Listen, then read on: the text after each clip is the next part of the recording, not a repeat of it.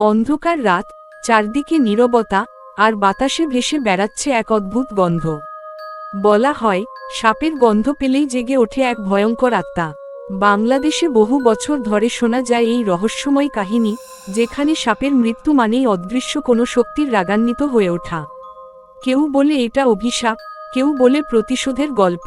কিন্তু যখন আমি নিজে এই ঘটনার সত্যতা খুঁজতে বের হলাম, তখন বুঝলাম বিষয়টা কেবল গল্প নয়, এক ভয়ঙ্কর বাস্তবতা আমার সামনে দাঁড়িয়েছিল।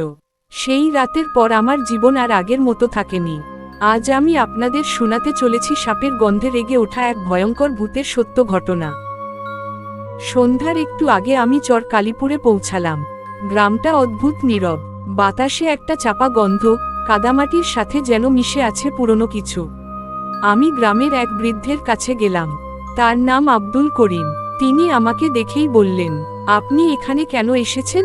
আমি বললাম, আমি শুনেছি এখানে সাপের গন্ধে ভূত রেগে যায়, এই বিষয়টা জানতে চাই। বৃদ্ধের মুখ হঠাৎ ফ্যাকাশে হয়ে গেল। আপনি আজ রাতটা থাকবেন না? এখানে রাত হলে ভালো কিছু হয় না। আমি হেসে বললাম, আমি এসব বিশ্বাস করি না। বৃদ্ধ ধীরে ধীরে বললেন, বিশ্বাস না করলে আজ রাতেই বুঝবেন। তারপর তিনি আমাকে গ্রামের শেষ প্রান্তের এক পুরনো বাড়িতে থাকার ব্যবস্থা করে দিলেন। আমি যখন বাড়িতে ঢুকলাম, তখন বাড়ির ভেতরটা ঠান্ডা ঠান্ডা লাগছিল, যেন বহুদিন কেউ এখানে থাকেনি। বাড়ির মালিকের মেয়ে আমাকে খাবার দিতে এসে বলল, আপনি যদি রাতে সাপের গন্ধ পান, তাহলে বাইরে যাবেন না। আমি জিজ্ঞেস করলাম, সাপের গন্ধ মানে? সে ফিসফিস করে বলল, একটা কাঁচা, তীব্র, কটু গন্ধ, ঠিক যেন ভেজা চামড়ার মতো। তারপর সে দ্রুত চলে গেল।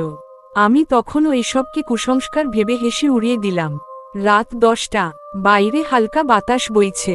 হঠাৎ দূরে কুকুরের ডাকা শুরু হলো। তারপর একে একে সব কুকুর চুপ হয়ে গেল। পুরো গ্রাম নীরব। ঠিক তখনই আমি একটা গন্ধ পেলাম, তীব্র, কটু, ভেজা চামড়ার মতো গন্ধ। আমি অবাক হয়ে চারদিকে তাকালাম। গন্ধটা বাড়ছে। হঠাৎ দরজায় ঠক ঠক শব্দ। আমি জিজ্ঞেস করলাম, কে? কোনো উত্তর নেই। আবার ঠক ঠক। আমি দরজা খুললাম। বাইরে কেউ নেই, কিন্তু মাটিতে একটা লম্বা দাগ, যেন কিছু একটা টেনে নিয়ে যাওয়া হয়েছে। হঠাৎ আমার পেছনে কেউ ফিসফিস করে বলল, তুমি কেন এসেছো? আমি দ্রুত ঘুরে দাঁড়ালাম। কেউ নেই। আমি ঘরের ভেতরে ঢুকতেই দেখি মেঝেতে একটা সাপ। কিন্তু সাপটা মৃত, আর সাপটার শরীর থেকে অদ্ভুত গন্ধ বের হচ্ছে। ঠিক তখনই হঠাৎ জানালার বাইরে একটা ছায়া দেখা গেল। ছায়াটা লম্বা, মানুষের মতো, কিন্তু শরীর বাঁকা। ছায়াটা ধীরে ধীরে জানালার কাছে এল। আমি ভয়ে জমে গেলাম। হঠাৎ ছায়াটা জানালায় আঘাত করল। ধাম! জানালা কেঁপে উঠল। তারপর আমি শুনলাম এক ভয়ঙ্কর গর্জন। কে আমার স্মৃতি জাগিয়েছে। আমি দ্রুত বাইরে বেরিয়ে গ্রাম প্রধানের বাড়িতে গেলাম। তিনি আমাকে দেখে বললেন, তুমি কি সাপের গন্ধ পেয়েছ? আমি মাথা নাড়লাম। তিনি গভীর শ্বাস নিয়ে বললেন, তাহলে সে ফিরে এসেছে। তারপর তিনি গল্প শুরু করলেন। অনেক বছর আগে এই গ্রামে এক সাপুড়ে ছিল, নাম রহিম। সে গ্রামের মানুষদের সাপ থেকে বাঁচাত। কিন্তু একদিন গ্রামের জমিদার তাকে বিশ্বাসঘাতকতা করে হত্যা করে। রহিম মারা যাওয়ার সময় তার চারপাশে অসংখ্য সাপ ছিল। সাপগুলো তার মৃতদেহ পাহারা দিয়েছিল 3 দিন। তারপর থেকে গ্রামের মানুষরা বলে, রহিমের আত্মা সাপের সাথে যুক্ত হয়ে গেছে। যখনই সাপ মারা যায়, তার গন্ধে রহিমের আত্মা রেগে ওঠে। ঠিক তখনই বাইরে ঝড় শুরু হলো। গাছগুলো দুলছে, বাতাসে আবার সেই গন্ধ। হঠাৎ গ্রামের এক বাড়ি থেকে চিৎকার, বাঁচাও! আমরা দৌড়ে গেলাম। দেখি এক লোক মাটিতে পড়ে আছে। তার মুখ বিকৃত, তার পাশে একটা মৃত সাপ। হঠাৎ বাতাস ঠান্ডা হয়ে গেল। তারপর আমরা দেখলাম একটা ছায়া। ছায়াটা ধীরে ধীরে মানুষের আকার নিচ্ছে। মুখ বিকৃত, চোখ লাল, শরীর কুয়াশার মতো। সে গর্জে উঠল, আমার সাপকে কে হত্যা করেছে? গ্রামের এক যুবক কাঁপতে কাঁপতে বলল, আমি মেরেছি।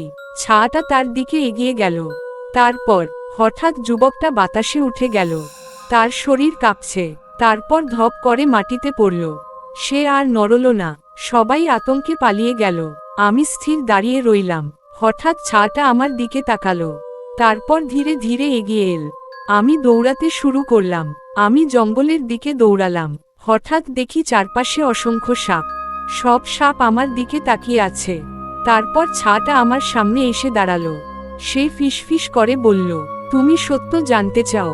আমি কাঁপতে কাঁপতে মাথা নাড়লাম। সে বলল, আমি রাগ করি না, আমি বিচার করি। তারপর সে অদৃশ্য হয়ে গেল। পরদিন সকালে আমি গ্রাম ছাড়লাম। গ্রাম থেকে বের হওয়ার সময় বৃদ্ধ আব্দুল করিম বললেন, তুমি কি তাকে দেখেছ? আমি বললাম, হ্যাঁ। বৃদ্ধ বললেন, তাহলে তুমি ভাগ্যবান, কারণ যারা তাকে দেখে তারা সবাই ফিরে আসে না।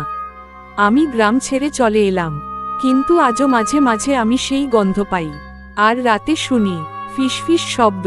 সাপকে কষ্ট দিও না, কারণ সে এখনো আছে। সাপের গন্ধ পেলেই সে ফিরে আসে, আর তার রাগ এখনো শেষ হয়নি। গ্রাম ছেড়ে আসার পর আমি ভেবেছিলাম সব শেষ, কিন্তু আসলে তখনই শুরু হলো আসল ভয়। প্রথম রাতেই অদ্ভুত ঘটনা ঘটল। আমি শহরের আমার ছোট্ট বাসায় ফিরে এসেছি। সব কিছু স্বাভাবিক, কিন্তু রাত 2টার দিকে হঠাৎ ঘুম ভেঙে গেল। কারণ আমি আবার সেই গন্ধ পেলাম, কাঁচা, ভেজা, তীব্র সাপের গন্ধ। আমি ধীরে ধীরে উঠে বসে চারদিকে তাকালাম। ঘরের দরজা বন্ধ, জানালা বন্ধ, কিন্তু গন্ধ বাড়ছে। হঠাৎ বিছানার নিচ থেকে একটা শব্দ, শসস। আমার বুকের ভেতর ধক করে উঠল। আমি ধীরে ধীরে নিচে তাকালাম। অন্ধকার, কিন্তু অন্ধকারের মধ্যে যেন কিছু নড়ছে। হঠাৎ মোবাইলের আলো জ্বালালাম, কিছুই নেই।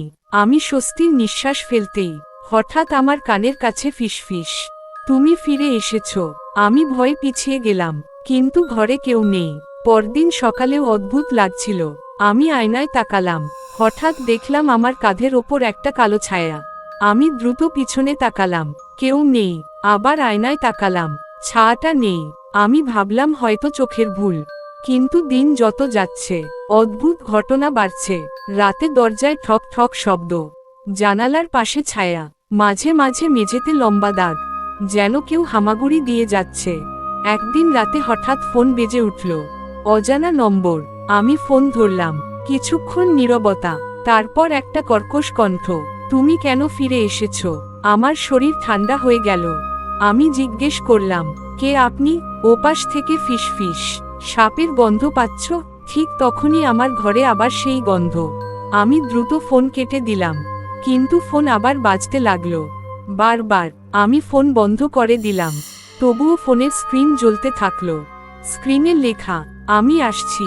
পরদিন আমি সাহস করে বিছানার নিচে তাকালাম, মাটিতে কিছু পড়ে আছে। আমি তুলে দেখলাম একটা শুকনো সাপের চামড়া। আমি আতঙ্কে সেটা ফেলে দিলাম। আমি তো কোনো সাপ নিয়ে আসিনি।